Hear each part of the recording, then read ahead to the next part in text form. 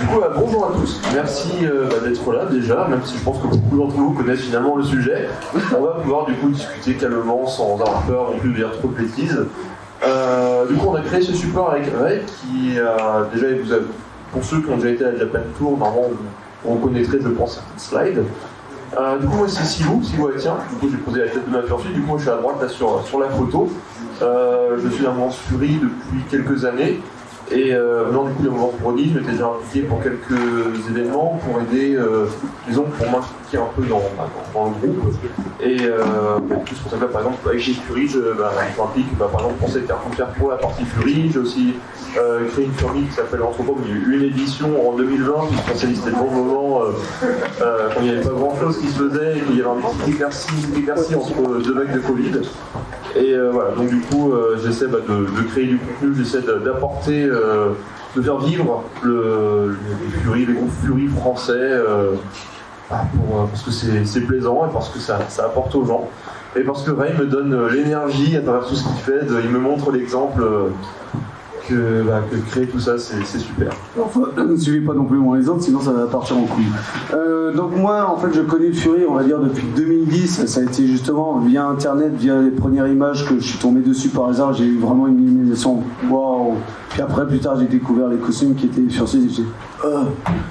Après, c'était vers fin 2013 ou en décembre. Je me suis inscrit sur le forum qui s'appelait France Fur, qui s'appelle toujours France Fur, mais qui est vraiment un petit peu malheureusement capoute, parce que ça a été vraiment. Il y a bien plus de nouvelles technologies de communication qui sont mises en avant. Et juste pour l'anecdote, en plus, j'étais vraiment très timide. Donc là, ce genre de choses, jamais j'aurais aimé le faire avant. Pour te dire, en fait, si je me suis inscrit sur France Fur, c'est que j'avais nettoyé ma chambre.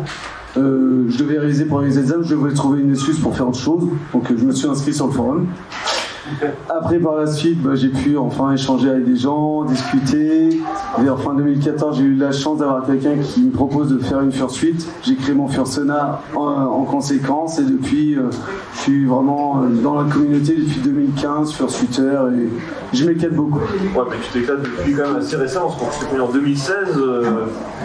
T'étais pas comme maintenant, loin de la 2016. Je viens de loin, mais c'est justement ça. Il assistait, maintenant il est moteur, il crée, et là clairement, ouais, je veux dire que le Fury a transformé là-dessus, il a trouvé sa place. Comment on avance ces diapos? Eh ben du coup, c'est toi à droite. Très bien, je le ferai, c'est moi qui compte. Alors, voilà. Très bien. Alors, c'était vraiment dans cet ordre-là. Non, oui, on par là, du coup, on va représenter qu'est-ce que sont, du coup, dans ce projet, quels sont les Furies, les Fursuites, les Furmites, les Digitigras, le Homo, et tous ces mots, peut-être. Voilà, on va vous parler à la fois de l'origine du fandom, quelques définitions, qu'est-ce qu'on peut trouver un petit peu plus récemment, généralement, et beaucoup de trucs sociaux. Qu'est-ce qu'il y a? Est-ce que vous allez parler du fameux cas pourquoi les Furies sont à la fois très aimés sur Internet et extrêmement détestés? On va pouvoir en parler déjà à la fin. C'est intéressant. On va entamer le sujet qui fasse tout de suite. D'accord.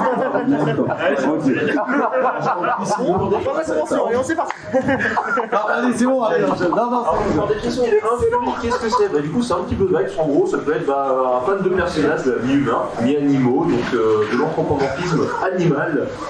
Je crois que tu sauras plus préciser le pourquoi l'anthropomorphisme animal. Tu m'avais expliqué la différence quand on a construit les diapos. Non, c'est simplement vraiment le Fury, c'est quelque chose qui s'est construit avec la communauté qui s'est créée. L'anthropomorphisme, c'est simplement donner des caractéristiques humaines à quelque chose. Hein. Ça peut être social, ça peut être physique, ça peut être mental. Mais simplement, la culture s'est construite sur ça pour créer son propre contenu, ainsi que ses propres personnes. Ah oui, du coup, l'anthropomorphisme animal, en gros, c'est qu'on donne des caractéristiques humaines, sociétales à des animaux. Le Fury, c'est aussi, du coup, tout le contenu qui est créé par le fandom et tout ce qui tourne autour. Donc, du coup, on va vous montrer des exemples d'anthropomorphisme généraux. Généraux, voilà. Vous voulez des trucs anthropomorphiques, voilà. Vous pouvez très bien prendre La Belle et la Bête avec les cuillères et tout ça. Hein. C'est de l'anthropomorphisme. Un chat avec les oreilles humaines. Voilà, par exemple, ça va, c'est juste le mot anthropomorphisme. Bien sûr, c'est pas du Fury. Hein. C'est pour ça qu'on se spécialise sur l'animal. Voilà. Donc là, par exemple, à gauche, avec le Robin des Bois de Disney, qui est, je pense, un dessin que beaucoup de monde a vu, qui est sûrement le point de départ. Ma version Robin des voix préférées, objectivement. On dit aussi le roi lion, du coup, avec des personnages qui parlent, qui ont des comportements humains. Voilà, là on va vous montrer plusieurs inspirations là-dessus pour vous montrer, mais on va dire c'est justement beaucoup de dessins animés dans l'enfance qui je pense ont pu créer un certain lien envers nous qui étions plus jeunes et qui ont cet attrait envers l'anthropomorphisme, puis vers la suite vers le Fury qu'on a découvert au fur et à mesure. Si on voit quelque chose qui date de quand on était enfant, surtout effectivement, je pense qu'on a beaucoup été bercé, oui, dans tout cet aspect anthropomorphique, qu'on le veuille ou non, ça fait partie de la culture. Parce que ça s'est pas mal diffusé justement aussi avec Internet. Après, on va en parler un peu plus après. Mais voilà, c'est pour ça qu'on retrouve facilement ce lien à des dessins animés. C'est pour ça qu'on est souvent présent à des conventions et tout, parce qu'on s'y sent bien aussi. On peut avoir les fursuites, on peut rencontrer des gens. C'est une bonne occasion pour se retrouver entre nous aussi. Et puis là, voilà, ce genre de dessins animés et tout, vraiment, ça crée des mouvements d'intérêt envers certains jeunes. Genre Zootopia, ça a été vraiment une nouvelle émergence de jeunes furies à une époque, quoi. C'est vrai que Zootopia... Non. Yes. Oh, désolé, voilà. Autant le dire, ouais, les furies, pareil, ça les a pas été à fond, ce genre de trucs. Aussi, on les trigger. J'ai super peur. En gros aussi, par exemple, aussi dans la culture japonaise, avec les yokai et les kimonos. Donc effectivement, ça date pas seulement des années 50, 60, c'est même bien antérieur aux cultures. Clairement, en fait, je trouve l'anthropomorphisme à l'animal dans l'Antiquité, voire même dans la préhistoire, en fait. Oui, bah, après, je pense que ça a été tout le temps dans la culture de l'homme, effectivement, projeter l'humain sur quelque chose d'autre qu'à la base des animaux, après d'autres choses, mais oui, c'est quelque chose qui je pense, est assez ancien. On cherche des repères qui nous plaisent, en fait. Et donc, voilà, par rapport vraiment, ce qui est intéressant, c'est, pour le Fury, c'est les origines du fandom. Alors, il faut savoir qu'en fait, c'est vraiment quelque chose qui a commencé à se créer dans les années 1983-84, avec ces deux personnes qui sont Mark Merlino et Rod O'Reilly, lors d'une Comic-Con. Et simplement, ils avaient leur dessin. Il y en a un qui passe à côté, il dit « Oh, mais c'est trop bien ce que tu fais et tout ». C'était vraiment une nouvelle bestiole qu'il avait créée, et puis ils ont commencé à tisser un lien ensemble. Puis avec les autres Comic-Con, ils ont commencé à avoir d'autres personnes qui étaient intéressées, ils ont commencé à se rassembler même pour des chambres dans les soirées pour discuter, parce que les Comic-Con, c'est généralement, c'est sur plusieurs jours, donc ils faisaient des petites soirées entre eux, et ils ont commencé à un moment à s'appeler Fury. Et à créer leur propre personnage. C'est comme ça, basiquement, que ça a commencé à se lancer au départ. Si vous voulez en savoir plus sur cette origine, je vous conseille le documentaire excellent de The Fandom, qui est franchement incroyable. De qui ? Du coup, on voit, donc c'est l'affiche, c'est quoi, c'est leur première partie ou pas, je ne sais plus. Ouais, c'est ça, c'était justement ce qu'ils étaient amusés à faire pour la chambre, donc 37-37. Voilà. Qu'est-ce qu'il y a ? On voit que le design a un petit peu quand même évolué globalement depuis, mais voilà, à la base, c'était vraiment quelque chose qui est parti sur des comics à la base, puis on voit les personnes qui ont une coiffure des années 80. Donc c'est pas tout jeune, mais ça reste quand même dans une culture de gens qui sont toujours là, qui sont toujours, je pense, actifs dans le fandom, parce qu'ils étaient là au début. Ah oui, ils sont toujours présents. Ils sont toujours présents. Tu voulais un truc, Val, ou pas ? Ouais, qui a fait, merci Goutillot, qui a fait le docu du coup, The Fandom H Coyote. D'accord. H Coyote, enfin ils sont plusieurs, mais vous pouvez trouver sur la chaîne de H Coyote, A-S-H Coyote. Voilà, c'est sur YouTube, c'est sorti quoi, cette année ou l'année dernière, je crois.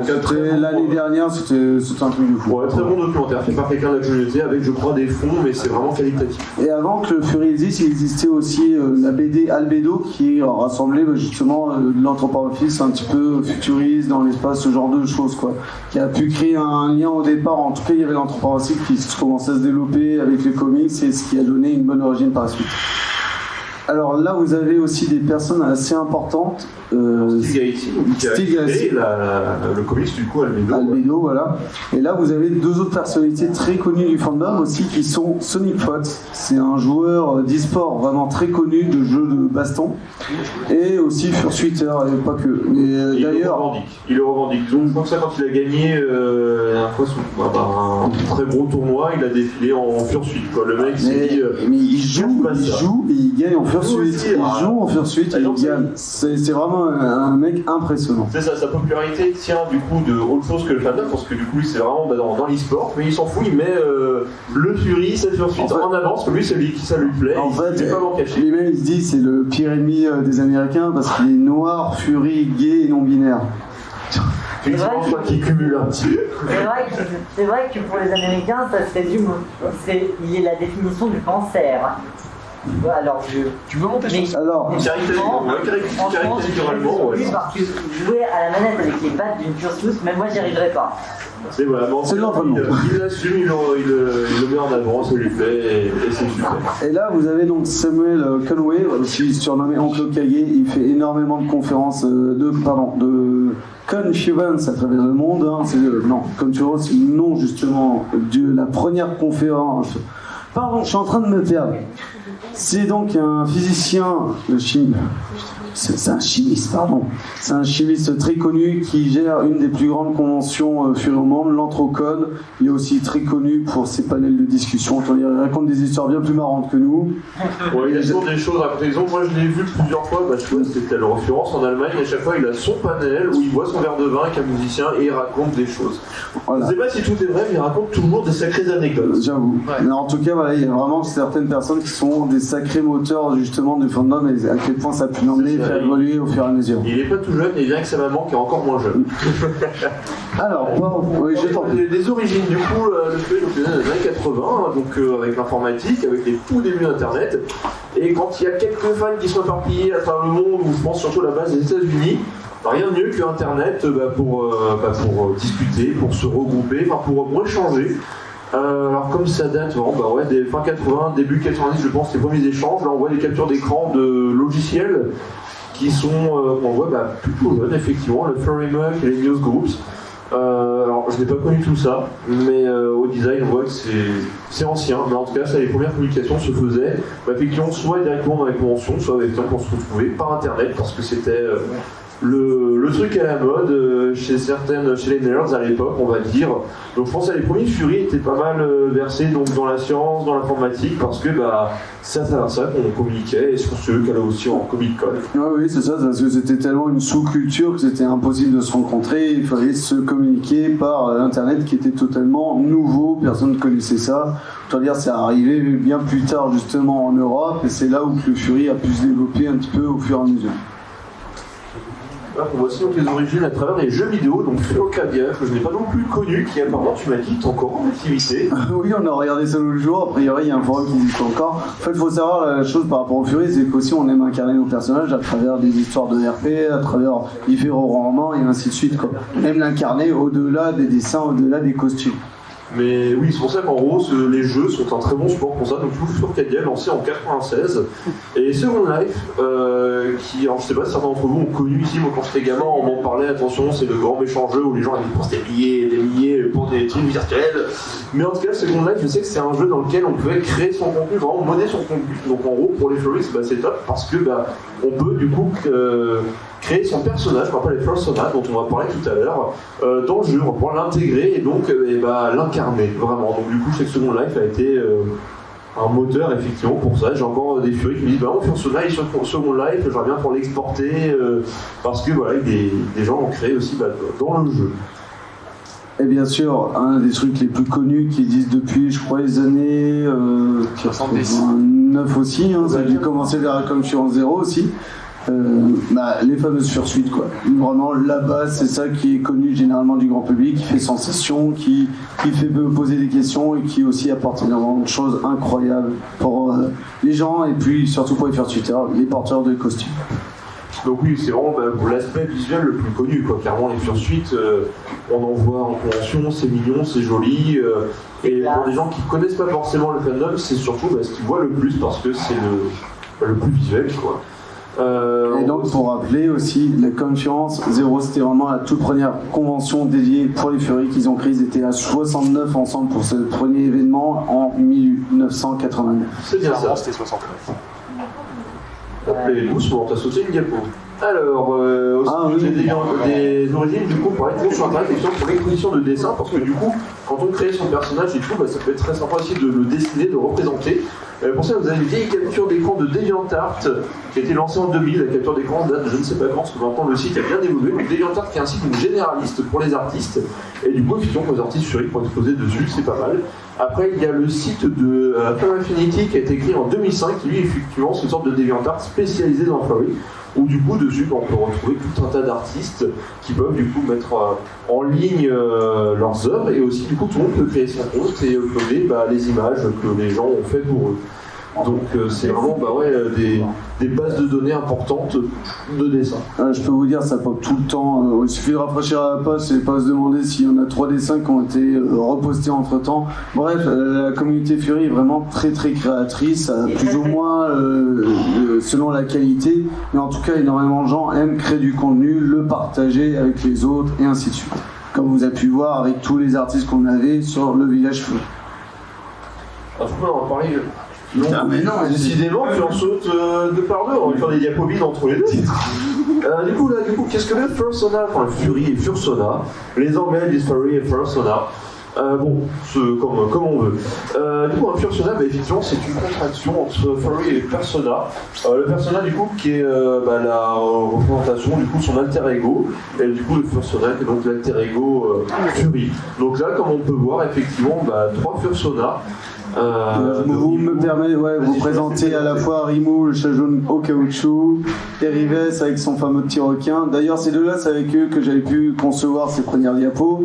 Ils sont aussi présidents, Rimou était le président de l'association du Fur West, une association nantaise spécialisée dans les rassemblements pour faire des panels de dessins entre eux, de building, de fursuite, de vidéos et tout. Enfin bref, ils s'amusent à se rassembler une fois tous les 15 jours. Non, une fois par mois, pardon. Et Rives, c'est le président de la team Chachark, donc une association de Tours, et qui avait permis d'avoir un tout premier village Fury à l'époque en 2018 à Japan. Jetball, mais c'est une grosse peluche. Je sais pas si vous l'avez vu hier. Et puis maintenant, tu vas À suite. Fursuite, du coup, on a déjà parlé vite fait. Du coup, clairement, en gros, c'est, vous voyez, le Fursona, du coup, c'est la représentation d'un costume que l'on peut enfiler de son Fursona. Donc là, on a 3 exemples à gauche. Un félin, je sais pas qui c'est, mais il est adorable. Au milieu aussi, effectivement, je le trouve très sympa. Et à droite, du coup, effectivement, c'est aussi une Fursuite. Et ce que j'aime bien dessus, c'est que ça cache un petit peu l'image qu'on a habituellement. C'est pas que des grosses peluches. Puisqu'on va avoir un personnage qui peut être avec des écailles, avec des plumes, avec tout en fait. Et là, du coup, effectivement, une représentation d'un corbeau, je pense. Il y a plusieurs styles de fursuite qu'on pourrait appeler. On a les Toonie qui sont vraiment dans le style mignon comme ça. On peut avoir les peluches, un petit peu justement, vraiment c'est des énormes peluches et tout, trop mignonnes. Les protogènes. Les protogènes, alors c'est assez spécifique effectivement, parce que eux, on va en parler rapidement après.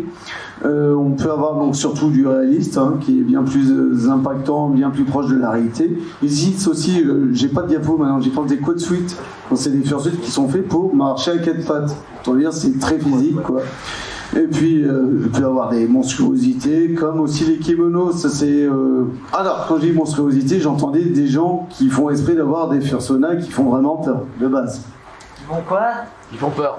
Qui vont peur. Ah, avec le visage, c'est un crâne. Ah, ça, ce sont les skulls, justement. Ça, c'est des furs, en fait, qui sont des sortes de morts vivants. Et effectivement, tu fais bien précisé, je n'en avais pas pensé. Et les kimonos qui sont aussi des fursuites bien connus dans les pays asiatiques, surtout au Japon. Ils sont vraiment un style bien. Un tout petit nez, des grands yeux, c'est vraiment style japonais. En gros, je peux revenir un petit peu. Ouais, pardon. Donc en gros, au niveau des fursuites, on peut avoir ce qu'on appelle le full ou le partiel. Le partiel, vous avez vu, c'est quand on porte que certains éléments, on voit que le personnage est habillé, en fait, c'est pour essayer d'avoir moins chaud et de aussi avoir. C'est moins cher parce qu'il n'y a pas le corps, il y a le full, du coup, quand on porte. Vous avez 2 exemples derrière vous, là. Un petit full en orange et un petit explosif au fond, là, en partiel. Du coup, on fait aussi du rembourrage pour donner du volume, du coup, qui est souvent en mousse. Souvent, c'est plus, ça donne plus de volume, plus de traits, ça peut donner des traits animaux. C'est fait aussi surtout en fausse sourure. Évidemment, sinon on aurait des problèmes avec la PETA. Ouais, alors j'en sais pas, il y en avait en bref, je sais pas si c'est vrai ou faux, mais en tout cas. Non, j'ai jamais vu ça. Non, ça n'existe pas, cas. bordel.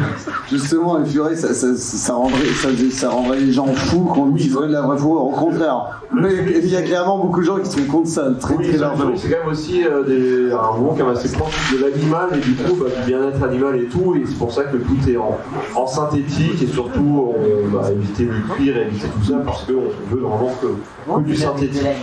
C'est vegan. Ah, le cuir, c'est autre chose encore. C'est bon. Bon, alors, pour le ski, je t'en prie. Alors, pour le Skelly, du coup, c'est la version écaillée, donc ça peut être des lézards, des dragons, du coup, parce qu'effectivement, un fursona, ça peut être réel ou imaginaire, ça peut être une chimère, comme un animal qui existe pour de vrai. Et du coup, effectivement, on peut voir là, du coup, un requin, on peut voir un dragon, un lézard, et tout ça, du coup, ce sont des personnages à écailles, du coup, aussi bien en représentation dessinée que, si on veut, en fursuite, mais en gros, voilà, c'est le terme, le Skelly.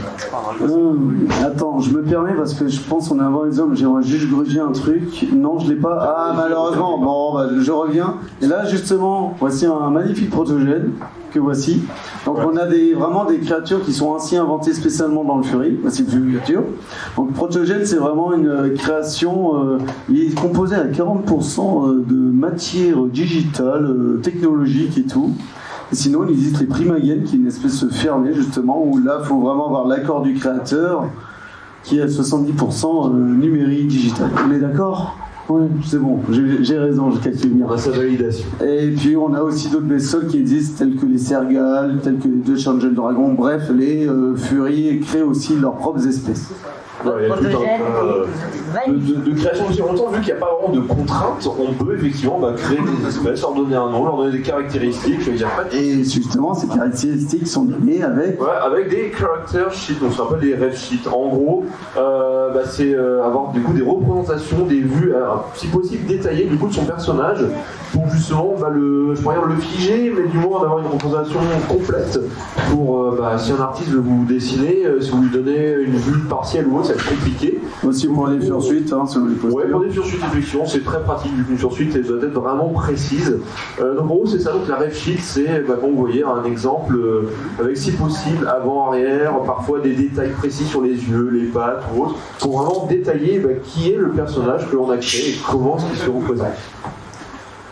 C'est le thème de Furmit, donc un meeting, donc une rencontre. Ouais, comme vous remarquez, il y a beaucoup de noms qui vont commencer par Fur. On aime bien rajouter ce type partout. Personnalisé. Donc pour ceux qui savent pas ce que ça veut dire Meet, ça veut dire rencontre. Oui.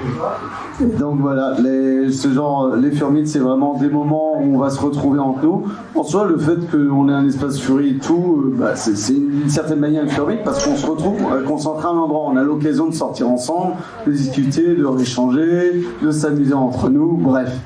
Mais il existe pas mal de types de Furmits qui existent. C'est-à-dire que tu veux faire une petite Furmiam, hop, pour aller se faire un resto.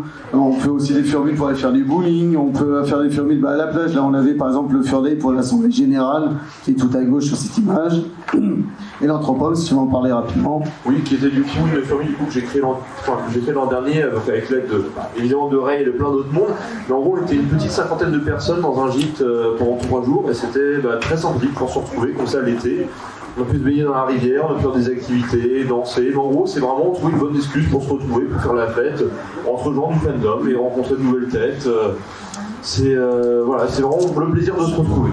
Et on a aussi quelque chose là qui manque un peu en France, parce que croyez-moi qu'en Allemagne, s'il va tirer l'arigot, ce sont des Furdance, des petits week-ends ou soirées spécialement pour les Furs pour aller danser, pour aller s'éclater ensemble.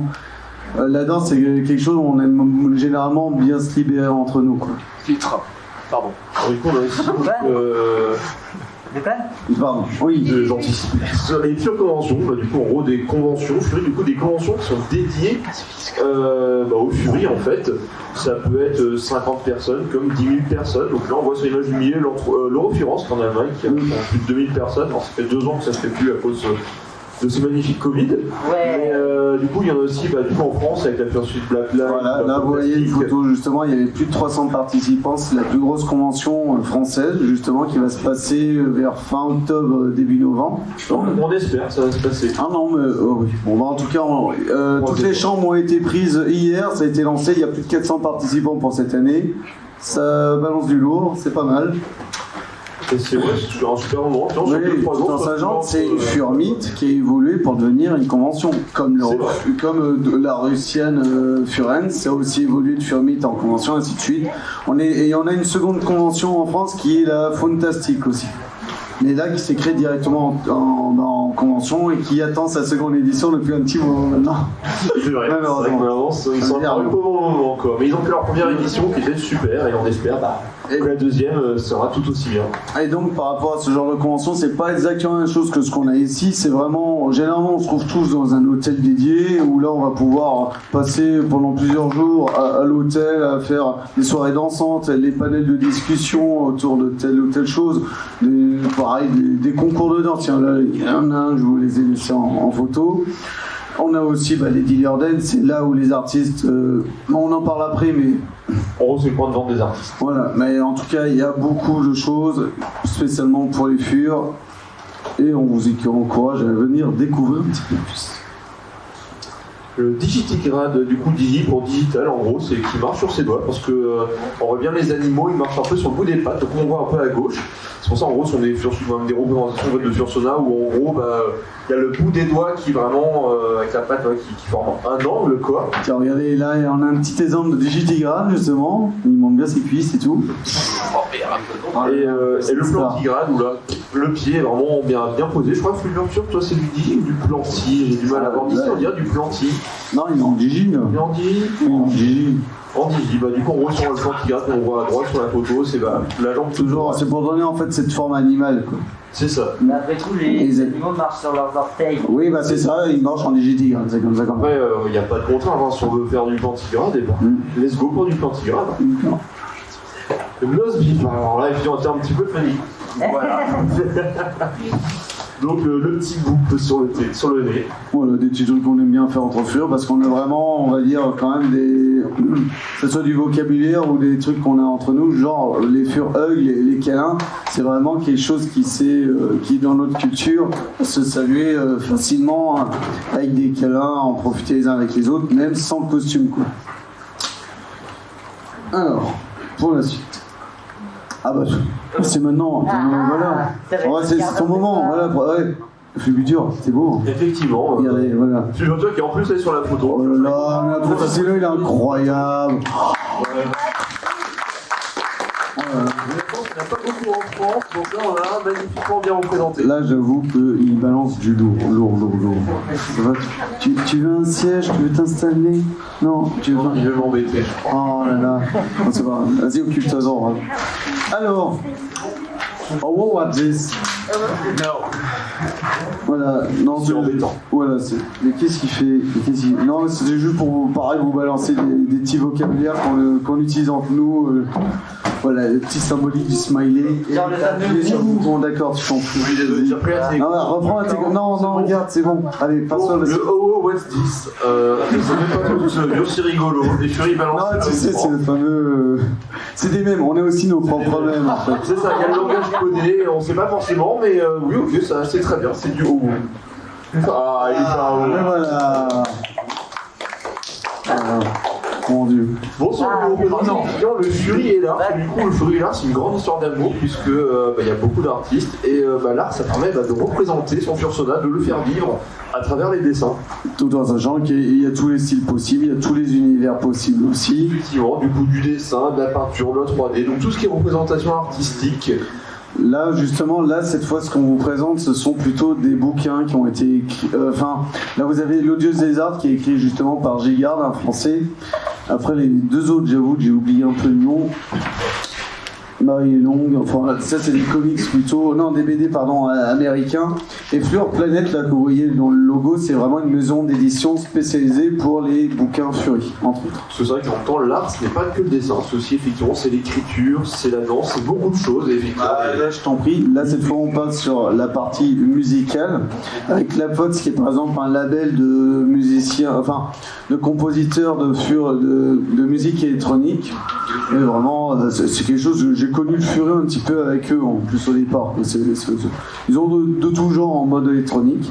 Mais pas que, hein. Clairement, là, on a au milieu Fod Samour aussi, un compositeur style orchestral classique qui fait vraiment des concerts incroyables, quoi. Et vous avez en tout dernier, tout en vert, Nice, qui est donc un Fury américain et qui réalise ses compositions et surtout ses concerts en Fursuit. Même si on a eu une belle présentation hier. Oui, vous avez une belle présentation de Gérion qui chantait magnifiquement bien et qui est dans le fandom. Voilà. Fury est là, effectivement, il y a aussi tout ce qui est création physique, donc les peluches, les costumes. Tout ça, effectivement, du coup, nous avons plein de gens du coup talentueux qui savent coudre, qui savent modeler, qui savent créer des choses, donner vie. Tout un tas de dessins. Pour ça, faut pas hésiter, par exemple, à demander à des gens s'ils ont des contacts ou s'ils savent que quelqu'un fait telle ou telle chose. Généralement, il y a peut-être quelqu'un qui va vous trouver la bonne personne ou vous diriger vers la bonne personne. Je pense que dans le Fury, vous pouvez vraiment presque tout trouver à 99%. Et c'est vraiment toutes ces compositions, ces mélanges justement d'artistes, de créateurs qui permettent de faire des assemblages incroyables et pareil de l'innovation. On a vraiment une innovation créatrice toujours avec cet attrait, ce trait caractéristique de l'anthropomorphisme animal, quoi. Mais on peut trouver sous toutes ses formes. Un sujet un peu différent, effectivement, le Fury dans les médias. Parce que le Fury est un peu représenté dans les médias, alors ça peut être à faire des articles, mais aussi évidemment à faire des séries. Et là, on arrive sur la fameuse question que tu posais au départ, Laurent, c'était l'aspect négatif, parce qu'effectivement, les médias ont bien shooté dedans au départ, et ça a fait grand mal par la suite. Génial, oui, bravo les médias. Il n'y a pas que du négatif, mais il y en a aussi. Non, mais là, par exemple, justement, il y en a deux qui ont bien marqué, entre autres. Alors, je te laisse détailler. Alors, vous pouvez détailler, vous regardez si vous voulez, mais par exemple, NBC News, il y avait eu une attaque avec Lorraine, vraiment une grosse connerie qui s'était passée à une convention de la MFF aux États-Unis. Bon, ils n'ont jamais réellement trouvé d'où ça venait le machin, quoi. Donc, effectivement, est-ce que ça venait vraiment d'un quelqu'un qui a voulu provoquer un problème à la convention ou c'était un accident? On ne sait toujours pas. Mais en tout cas, les artistes, quand ils voyaient des fursuiteurs dans la rue et tout, ils ont été totalement pieds de lier. Autant dire, ça donne pas une image très respectable, très simplement moqueuse. Et bien sûr, quand c'est du grand média, des journalistes, ça a un impact très important.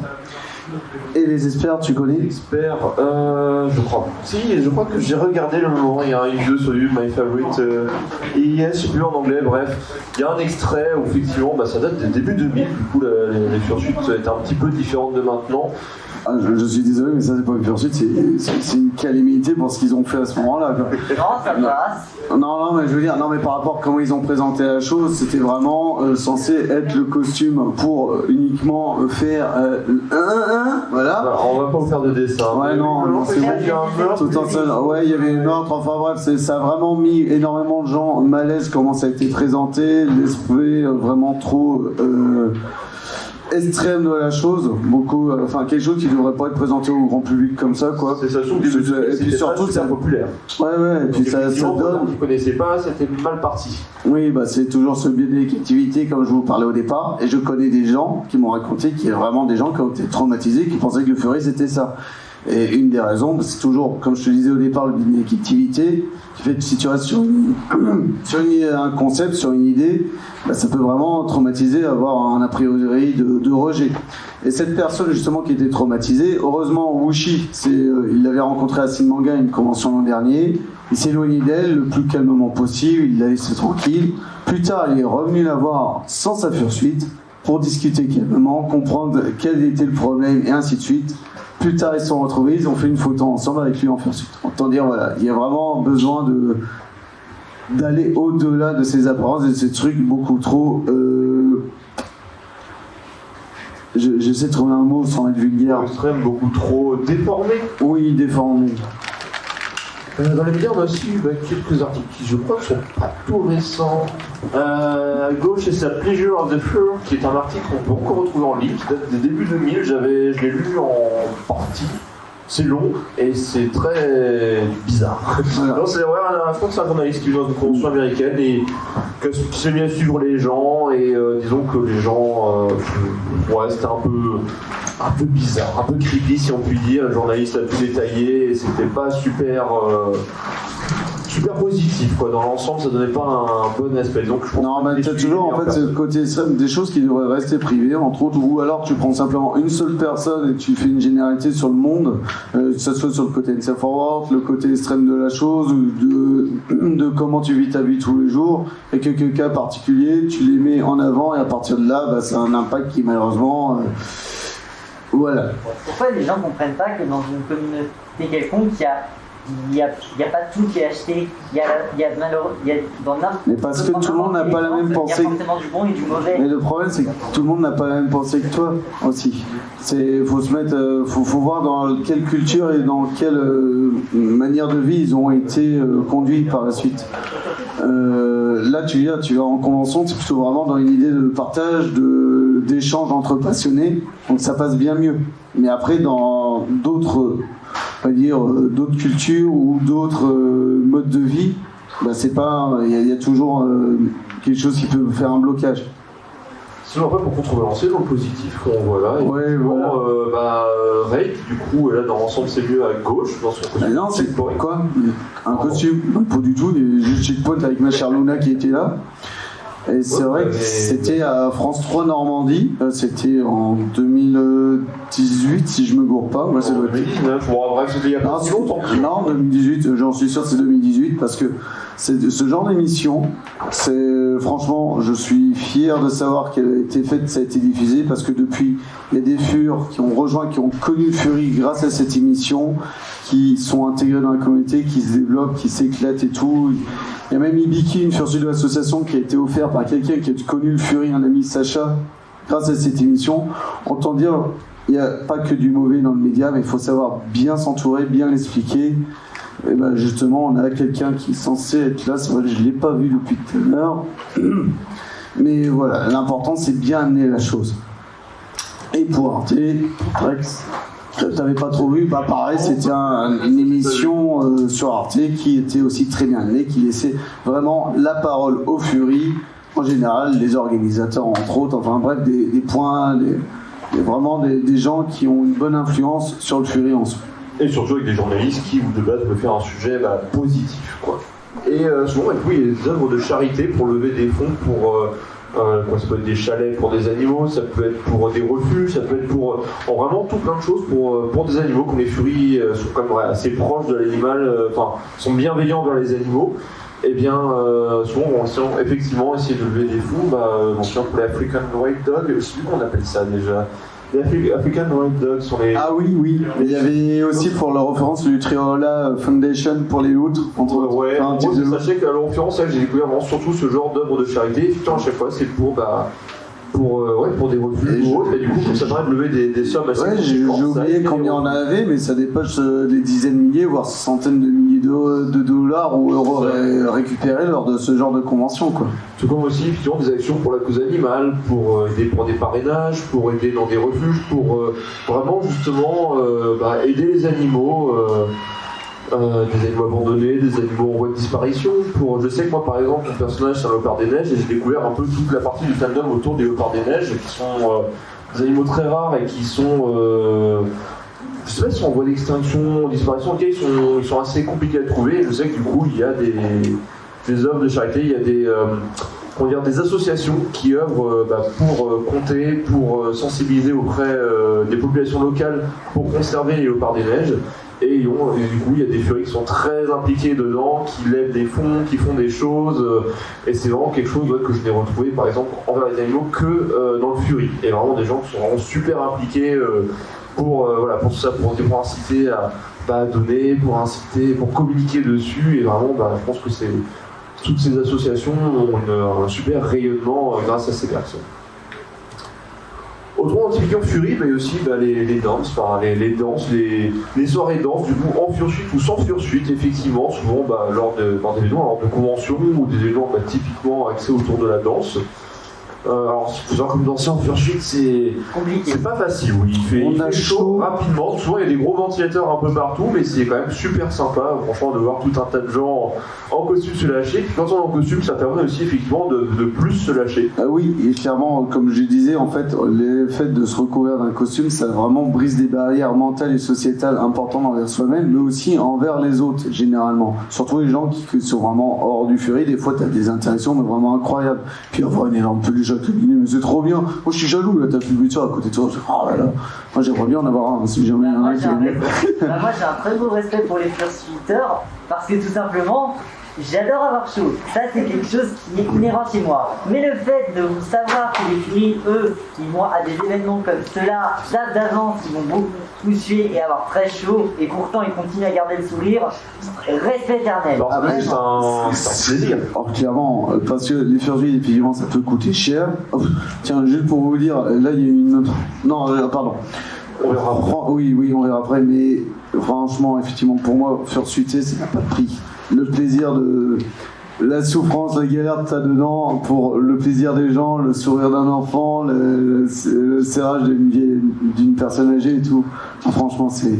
Puis aussi, même pour incarner son personnage, voir les photos. Après, quand on est dedans, on voit pas grand-chose, on a chaud. C'est pas, je crois que c'est pas plaisant, mais disons que le fait de le porter en lui-même, c'est quand même pas facile, mais pour tout le bien que ça procure, ça vaut le coup. Et puis le fun aussi, le fait qu'on a le fun, mais au-delà de la fursuite, c'est aussi on est un petit peu, des fois, un gamin dans sa tête en restant responsable, et comme ça on peut se lâcher plus facilement, s'éclater. C'est vrai que du coup il y a aussi cet aspect qui est important, qui va voir les fursuiteurs faire un peu n'importe quoi, être un peu gamin et tout, c'est aussi un privilège qu'on peut avoir et il faut en profiter, il faut faire du fun, s'amuse les gens et puis on en garde de bons souvenirs. Pour presque terminer sur le titre de Fury, les dealers en gros, tout ce qui est justement vendeur. Donc, voilà, considérez que le village Fury, l'endroit où il n'y a pas de saut, c'est un dealer dead. Voilà. Le dealer dead, tu deals. Non, j'avoue. C'est un vendeur, un dealer. Souvent on dit dealer, les types qui vendent des choses, voilà, mais un dealer, normalement, c'est un vendeur. Et en gros, c'est le coin de vente d'artistes. Littéralement, ça veut dire le repère du vendeur. D'accord, le repère du vendeur, merci pour l'explication. Du coup, c'est vrai que souvent ça dans les événements, mais il y a des vendeurs parce que dans le Fury, il y a quand même pas mal d'artistes, des artistes qui essaient d'en vivre si possible et qui du coup ont besoin de sous, ont besoin du coup de vendre et des gens qui ont surtout besoin d'acheter. Donc c'est souvent des ça peut être des costumes, ça peut être plein de choses. Désinfectant de fursuite. Oui, du désinfectant de fursuite. C'est pas courant, mais c'est très bien. En plus, ça sent super bon. Ah. Typiquement Fury, alors effectivement, du coup, il y a aussi effectivement quelques petits rappels du coup sur les fursuiteurs. Donc en convention, on peut avoir ces histoires de rappels. Le rappel du consentement, parce que c'est pas parce que quelqu'un est en fursuite qu'on peut faire n'importe quoi, qu'il est là pour tout. Quelqu'un qui est en fursuite, d'ailleurs, il faut savoir qu'il ne voit pas grand-chose, qu'il du coup est souvent alerte du moindre bruit, et effectivement, quelqu'un qui le touche, quelqu'un qui a des interactions non voulues, ça peut être une source de stress. Il faut aussi savoir que les personnes qui ont un corps féminin ont des seins. Et quand on s'amuse à toucher quelqu'un comme ça, là, c'est rigolo et tout doux, en fait, vous faites en train de pleurer la personne et c'est carrément pas plaisant. Du coup, en fait, quand vous voyez un fursuiteur, si vous voulez faire un câlin, vous lui demandez avant. Il va très sûrement dire oui, mais au moins qu'il le sache et qu'il puisse avoir le choix de dire non s'il veut. Et puis faites aussi attention à la personne qui peut être aussi très fatiguée, donc peut-être qu'il a besoin d'aller se reposer, donc il faut peut-être le laisser tranquille. La personne peut avoir aussi des problèmes soit de blessure ou je sais pas, incommodité, donc pareil, y aller doucement avec la personne, éviter de lui sauter dessus. Sauf si c'est vrai, il n'y a pas de problème avec lui. Il y a des gens qui ont des têtes, une conception intérieure qui peut avoir des rigides. Si on touche la tête, ça peut appuyer sur des endroits, lui faire mal. Surtout les masques en résine pour les réalistes. Donc voilà, il peut toujours y avoir des trucs qui sont un peu plus fragiles, donc faut toujours faire gaffe. Donc effectivement, on dit s'il vous plaît, demandez devant la personne. De grandes chances qu'ils disent oui, mais c'est aussi par question de respect mutuel. Quelqu'un ne va pas vous sauter dessus comme ça, tiens, je fais un câlin. Parce que tout simplement vous n'êtes peut-être pas prêt ou voilà, donc clairement c'est vraiment quelque chose qui est important à savoir. C'est un Fury, même par rapport aux enfants, souvent il y en a qui aiment bien tirer sur la queue ou autre. Croyez-moi, quand on est dedans, c'est un petit peu la panique quand on sent quelqu'un qui nous tire sur un truc, on voit pas en fait. Ah oui, si jamais vous voyez une dizaine de gamins qui sont autour d'un fursuiteur, qui parlent pas et tout, qui tirent la queue, pitié, c'est de calmer les enfants. Parce que vraiment, à l'intérieur, c'est jamais plaisant. Du coup, on a terminé presque. Et du coup, aujourd'hui, le Fandom Fury. Donc, comme on vous avait dit, il y avait 2 conventions effectivement en France, mais il y a au moins 150 conventions Fury à travers le monde, tout en sachant que les plus grosses et l'endroit où ça globalise le plus de fur, c'est avant tout aux États-Unis.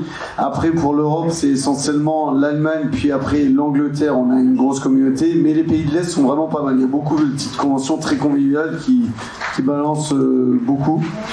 Et on a aussi tout le côté asiatique, avec côté Japon, Kemono, ils ont aussi leur propre convention et même une conception du Fury, de l'interaction bien différente. Je connais pas le sujet pour les pays asiatiques, mais souvent, effectivement, ils ont une reconception des choses. Clairement, la personne, l'aspect magique, quand ils ont dans le personnage, c'est quelqu'un d'autre, et les gens à l'extérieur, ils respectent ça, c'est quelqu'un d'autre aussi. Le côté roleplay, quoi. Le côté, c'est même au-delà du roleplay, c'est vraiment un côté presque divin, tu vois, mais vraiment religieux, enfin, c'est du respect, c'est un grand respect. Étonnant. Et quand on parle de chiffres, le Midway Fur Fest, donc la MFF, la dernière édition, je suppose en 2019, avait réuni donc plus de 11 000 participants, c'est quand même vachement beaucoup pour juste des furies. Voilà. Croyez-moi, je suis allé à celle de 2018, c'était assez énorme à quel point tout l'environnement qu'il pouvait avoir. Vous prenez la convention là, c'est que chi par rapport à l'espace juste de vente. Hein. Genre, vous multipliez ça par 10 minimum, ouais, je pense. Ça fait beaucoup là. Ça fait pas mal. Sur les furies, du coup, on leur réseau, on voit un peu au niveau des tailles, ça va être un peu personnifié. Du coup, beaucoup de gens utilisent Discord, parce que c'est vrai que c'est un peu le réseau social à la mode, souvent pour jouer, pour se rencontrer, pour échanger sur des serveurs. Il y a aussi Telegram, qui n'est pas forcément très connu en France, n'est pas toujours discuté en bien à la télé. Mais oui, c'est vrai qu'au ils disaient que les terroristes ils communiquaient. Ouais, les terroristes, en fait, c'est juste que c'est comme c'est des messages qui peuvent être cryptés, c'était plus facile. S'il te plaît, chiffre. Pardon, excusez-moi, je suis pas dans l'info. Je suis juste dans l'événementiel. Donc ils peuvent être chiffrés, donc voilà, ils sont mis à parler de ça. Mais en vrai, allez sur Telegram, il y a des stickers, il y a des gifs et tout. C'est trop bien, on peut faire des discussions personnelles ou par groupe. Et justement, on s'organise généralement avec Telegram et Discord.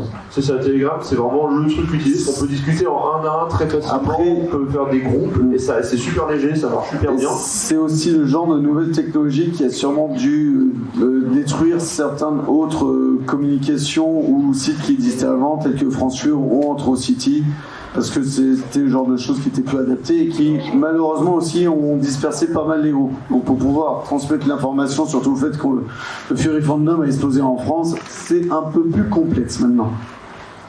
Et sinon, du coup, maintenant, pour parler un petit peu de ce qui fait un peu aux dernières nouveautés. Oui, surtout avec le confinement, là, ça a explosé en masse. Effectivement, du coup, avec la réalité virtuelle, parce que du coup, pour moi, c'est un petit peu la suite de Second Life.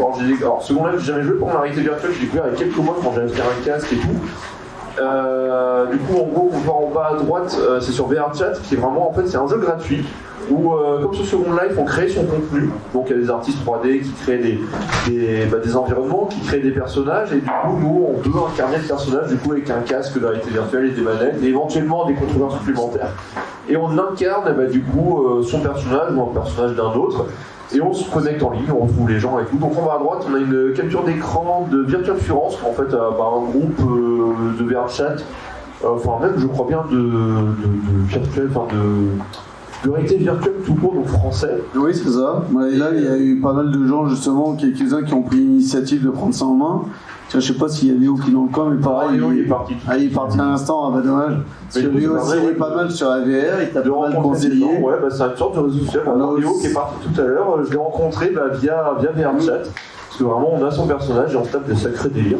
Voilà, c'est toujours l'opportunité de se rencontrer, surtout avec le VR. Alors, je peux vous assurer qu'il y a vraiment une immersion qui est ultra importante. Super sympa de voir. Moi, quand j'ai retrouvé des gens, genre quelqu'un que j'avais pas vu depuis longtemps, j'étais waouh. Surtout quand il a son propre persona, je me sentais vraiment comme si j'étais presque physiquement avec les personnes. Ce que je retiens surtout de VRChat, c'est que c'est le réseau social qui a autant de cohérence que tout mon propre univers. Et croyez-moi, C'est ça, il y a- logique, c'est pas top. VRChat, je trouve que beaucoup. Et du coup, sur VRChat, en haut à gauche, il y avait la Surality Luma. J'ai pas été, je devais y aller. Je n'étais pas moitié. En gros, c'est une convention sur VRChat payante. En gros, on s'inscrit sur le site et ils vous mettent en liste blanche. Donc en gros c'est sur un week-end et je crois que c'est dédié, c'est dédié au Fury et ça marche tellement bien qu'ils peuvent se permettre de demander une admission, je crois que c'est $10 pour le week-end. Non, en fait, c'est tellement gros qu'ils sont obligés de payer les serveurs de VRChat normalement. D'accord, Ils je sont savais obligés pas. d'avoir une autorisation pour faire ça. D'accord. Et c'est vraiment une convention qui a eu plusieurs éditions, tout ça, et qui grandit vraiment de plus en plus. C'est ça, un mais truc du coup, incroyable. C'est vraiment une convention qui s'est créée spécialement pour être que virtuelle. Parce qu'il existe d'autres conventions qui ont qui étaient de manière physique, telles que la Fantastic, et ils ont fait leur fameuse IFU. L'Eurofurence aussi, Entre autres, l'Eurofurence. à l'absence de convention à cause du Covid, ouais. Et en France, je pourrais aussi vous dire qu'il existe aussi d'autres conventions virtuelles qui ont pu être faites sans passer spécialement par VRChat, mais qui utilisaient le réseau Discord, aussi avec Twitch pour streamer. Et donc pour ceux qui connaissent pas Discord, c'est vraiment une plateforme de discussion à la fois écrite, vocale et tout. C'est une plateforme de base pour gamers, mais qui permet vraiment de rassembler facilement les communautés et faire deux événements, quoi. Et il y a eu, depuis le début du premier confinement, il y a eu l'iPhone, il y a eu l'AFB virtuel, enfin d'Ilorden, mais il y a eu surtout d'autres conventions qui ont été créées avec la Charcon qui a eu 3 éditions, la Fur Paralyze et enfin très récemment la M3F Musical French Fur Fest, dont Gérion était là encore pour nous faire des chants et tout, parce que c'était vraiment basé juste avant la fête de la musique, une première convention virtuelle de Fury française basée sur la musique. Oui, et à laquelle t'as beaucoup aidé. Par contre, d'habitude, comme partout. Ouais, non, mais enfin, j'ai fait tout celles que je viens de citer pour ça, mais concrètement, c'est pas moi qui ai eu l'initiative, c'est eux qui ont mené des trucs vraiment incroyables. Moi, ça faisait plaisir de se retrouver. Et des jeunes, justement, ont pu. Gérion, toi, entre autres, ouais, t'as connu Fury grâce à ça. Donc, du coup, on approche de l'heure, du coup, on va pas tarder. Il reste 8 minutes. Après, il y a peut-être aussi des questions réponses. Ah Je oui, pense que pardon. les gens ont des questions. Du coup, en gros, en résumé, le Fury, c'est quoi? C'est beaucoup de choses. Ça peut être la créativité, qu'on nous a présenté, ça peut être le lâcher prise, effectivement, d'être entre nous, d'être. De pouvoir se laisser aller dans le respect de l'autre, mais juste de sortir un petit peu de certaines contraintes. Tout ça qui entraîne sur un moyen d'expression, aussi bien artistique que quand on incarne quelque chose. Ça peut être le jeu, ça peut être le développement personnel, je peux vous assurer, c'est vraiment clairement, moi qui étais dans ma bulle, moi qui étais renfermé et tout, je viens de très loin pour beaucoup de choses, physiquement, mentalement, socialement. Pour moi, ça m'a ouvert les yeux, ça m'a permis de prendre la vie en main et j'essaie de rendre au maximum ce que la communauté qui est tellement variée a pu m'apporter, quoi. Et tout ça pour vous dire au final, merci à tous d'avoir assisté à cette présentation. On espère vous avoir encore appris des choses.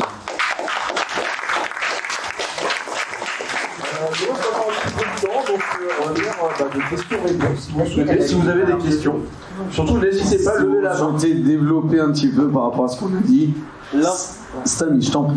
L'influence de My Little Pony sur votre communauté. Ah, ça c'est l'influence de l'un vers l'autre. Je pense que c'est plutôt le Fury qui a une influence sur le poney, enfin sur le brownie. Mais je pense que les fans de My Little Pony ont du coup commencé par ça.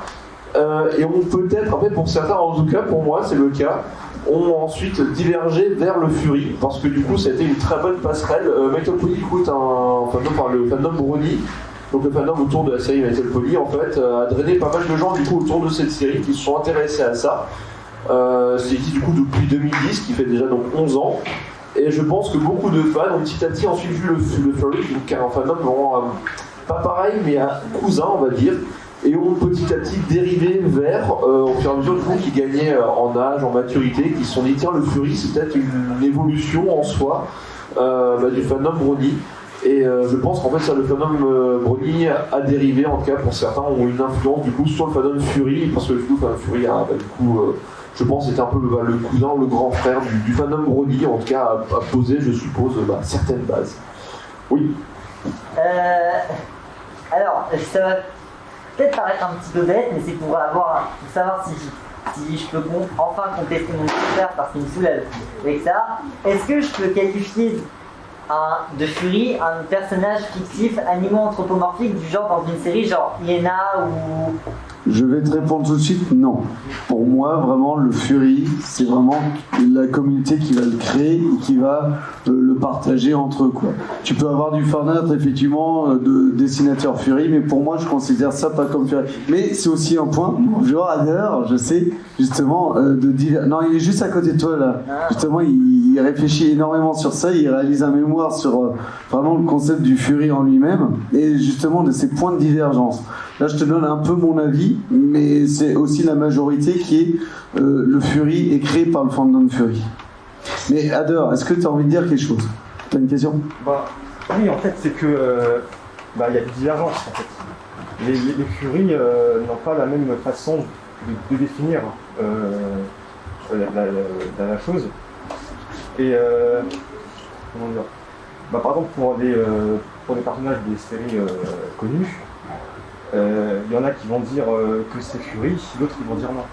Oui, voilà. Mais c'est pour ça que moi je te parlais en généralité. Mais oui, il y a toujours des points de divergence, il y a des limites, il y a une certaine frontière. Mais on est d'accord, effectivement, en tout cas le Fury, il faut absolument que ça soit généralement de l'anthropomorphe animal, tout en sachant que tu peux aussi le créer. Mais voilà, on va dire le Fury en lui-même, comme je te dis assez souvent, il évolue avec le temps, il a eu des origines, il y a eu des divergences, il y a eu des branches qui se sont calmées, d'autres qui se sont réunies, et ainsi de suite. Voilà, je sais pas ce que tu en penses. En fait, l'état d'esprit de la personne en fait, qui crée la chose. En gros, un Fury est un anthropomorphe animal.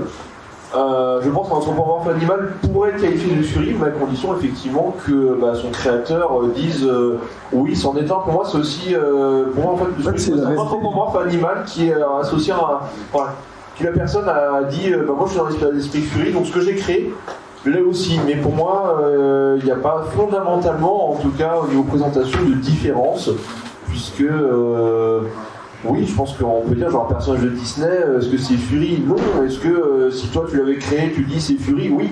Pour moi, c'est la personne qui dit, moi j'ai envie de dire, je mets le tag Fury dessus parce que j'aime bien ça, et je pense que c'est ça vraiment la différence. D'une certaine manière, en fait, ça pourrait correspondre au droit moral de l'auteur en question. Je pense que c'est bien résumé, oui.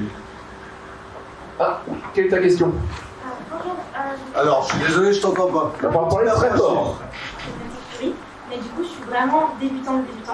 Et je voulais savoir si vous avez des conseils à donner pour ceux qui veulent juste se lancer, des sites à suivre, des personnes à suivre, etc. Pour commencer à créer son personnage. Alors, vous ai-je déjà parlé de Normandie Fur? Non, c'est pas même ça. Non, en vrai, sur Normandie Fur, il y a un onglet que j'ai fait spécialement pour ça, pour avoir des conseils, pour avoir... vraiment, le site normandiefur.fr, t'as un site, un onglet spécialement dédié pour ça. Tu pourras avoir en tout cas des conseils écrits. Mais vraiment, la meilleure chose que tu auras à faire, c'est effectivement venir discuter avec nous, échanger avec les gens, en apprendre au fur et à mesure. Que ce soit en ligne, que ce soit en physique et tout, faut pas hésiter à faire le premier pas, parce qu'on a aussi la grande chance dans notre communauté d'être très tolérant, vouloir conseiller, vouloir accompagner les gens. Franchement, tu as aussi différents... mais voilà, moi je te conseille déjà cette base-là, mais je n'hésite pas à venir discuter. Il vient après qu'on a du temps. Le meilleur conseil que je pourrais te donner, c'est déjà, on n'est pas une secte ni rien, donc il n'y a pas de règles. C'est genre, ne te prends pas la tête. Il y a juste un formulaire pour quitter le fandom, c'est tout. En gros, c'est vraiment, par contre, c'est échanger avec des gens et qui vont te dire, tiens, il y a tel artiste, il y a tel site. Et il n'y a pas vraiment de The Site où aller ou autre. Alors effectivement, après, il y a des trucs plus connus, genre Fury Affinity, qui franchement va dédié au dessin, mais globalement, il n'y a pas rien de très particulier. C'est juste après, toi, avec ton affinité, tu dis, ça j'aime bien, tiens, je trouve tel artiste a l'air sympa, tel personne a l'air sympa. Après, il y a peut-être effectivement des réseaux ou des groupes où tu trouveras plus facilement des gens ou autres, mais clairement, c'est vraiment, faut que tu laisses le truc aller, que tu dis, tiens, j'ai des affinités là-dessus. Et c'est tout. Et après, petit à petit, avec ce que tu vas voir, tu vas peut-être dire, tiens, pour mon personnage, j'ai telle idée. Mais vraiment, c'est ça, il n'y a pas de règles, il n'y a rien. En gros, c'est, regarde, laisse-toi aller au fil de l'eau et fais tes rencontres. Je t'en prie. Juste pour donner la suite, pour dire que chez Facette, si tu veux se lancer, tu peux regarder des challenges de vidéos de T-shirt à dire qui est carrément vraiment. Ah oui, voilà, ok, d'accord, avec la pro T-shirt. On a des flyers de T-shirt. Écoute, t'as 30 000 flyers de T-shirt à gore, j'avoue, il les fait ultra bien ces vidéos, je te les conseille franchement. Pourquoi j'ai dit ça? Si on t'en demande des vues, on te donnera des infos. Avez-vous d'autres questions? Salut, il est plus là. Si, mais Oui, Samy, est-ce qu'on entend le son ou pas? il y a rien après. Après, on aimerait peut-être faire un karaoké, mais on a peut-être en retard. Bon, tu nous dis quand on doit arrêter. En gros, on a encore le temps de discuter si vous avez des questions. Donc, vous n'hésitez pas, levez la main. 3, 2, 1. Apéro. Non. Bon, bah, écoutez, sur les questions. Apéro. Merci encore d'avoir été là. Merci à Arès pour la présentation et pour le support. Ouais, merci Sylvie de supporter ma voix. Merci à la culture pour la décoration. Ça règle toujours. Ça règle toujours. D'accord. Bonjour, vous avez déjà parlé de Camboria. Horrible, j'espère que les gens n'entendront. Ah oui, les gens n'iront jamais. J'espère franchement que je couperai ce montage. Ouais. Ce moment au montage.